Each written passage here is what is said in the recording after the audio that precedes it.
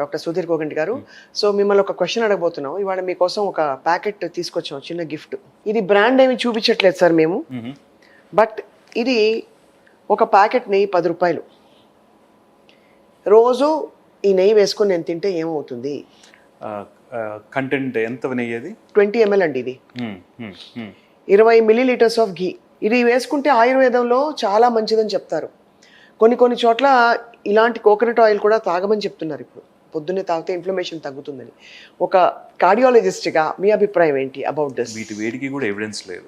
Evidence లేనప్పుడు ఏంటంటే మనం we are experimenting on our cells. అవును. సో అట్లాంటివి రికమెండ్ చేయొద్దు కూడా. But anyway sir, all these things apart, నెయ్యి, నూనె, ఈ వాడకం, ఇలాంటి ఫ్యాట్స్ మన బాడీలోకి రావడం, మనం ఒక 1500 క్యాలరీ డైట్ తీసుకుంటే ఎంత శాతం ఆఫ్ దిస్ డయట్ ఈ క్యాలరీస్ రావాలని మీ అభిప్రాయం? సో బేసిక్గా balance diet is very important అనమాట. ఏదో ఒకటి ఎక్కువ ఒకటి తక్కువ ఉండకూడదు, right? So at least 1/2 grams per kg protein అనేది ఇంపార్టెంట్. అది చాలా ఇంపార్టెంట్. ఇప్పుడు 1 gram అంటున్నారు కదా సార్, హాఫ్ చాలు సరిపోతుంది? హాఫ్ తీసుకోగలిగిన చాలు, రైట్? 1/2 to 1 gram. సో ఒక 65-70 కిలోలు ఉంటే ఒక 40 గ్రాముల ప్రోటీన్ మినిమం ఉండాలి. సరిపోతుంది. ఎస్, సరిపోతుంది.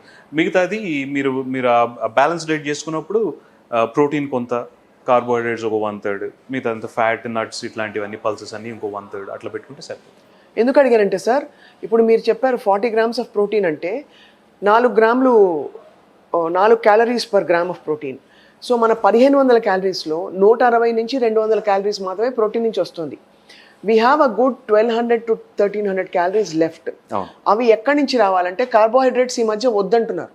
Don't eat carbs will convert into sugar అంటున్నారు. So then what do you fill that up with? Carbs are very important because it's a main energy source కదా. మనం ఏమైనా పని చేయాలన్నా, ఇమీడియట్గా ఏమన్నా వర్క్ చేయాలన్నా మనకి ఎనర్జీ సోర్స్ కావాలి కదా. That is carbs. Eating carbs is not a problem. Excess carbs is a problem. Excess calories is a problem. Right. So మీరు అన్నట్టు 1500 calories. Actually it's 1800 calories for women, 2100 calories for men. ఆ 21 కాకుండా 2500, 3000 calories, that is a problem. Right. So మనకి high calorie 1 meal ఇలాంటిది అలా అక్కడి నుంచి వచ్చేది డేంజరస్. బికాజ్ ఒక్కసారి మనకి ఒక పెద్ద డెజర్ట్ తింటే బోల్డ్ అని క్యాలరీలు వచ్చి పడిపోతాయి. దాన్ని బర్న్ చేయలేక మనం. నేను ఎప్పుడు హెల్త్ టాక్స్కి వెళ్ళిన టిపికల్ కూడా చెప్తూ ఉంటాను.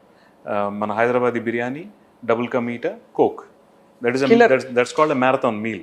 ఎందుకంటే అవన్నీ బర్న్ చేయాలంటే you need to run a marathon 42 kilometers. అంటే ఒక బిర్యానీ, ఒక కోక్ అండ్ ఒక డబుల్ కా మీఠా మీరు తినేసి దాన్ని బర్న్ చేయడానికి 42 kilometers పరిగెడితే బర్న్ అవుతుంది. ఇన్ఫాక్ట్ సార్, ఇక్కడ అడగాలి తప్పదు, ట్రెడ్మిల్ మీద చేసే ఎక్సర్సైజ్ 1 గంట సేపు కష్టపడి పరిగెడితే మనం బర్న్ చేసేది 200 calories మాక్సిమం. కొంచెం ఇంట్లో అది పెట్టుకున్నా కూడా. So what is the best form of exercise? I think previously we used to think cardio is best.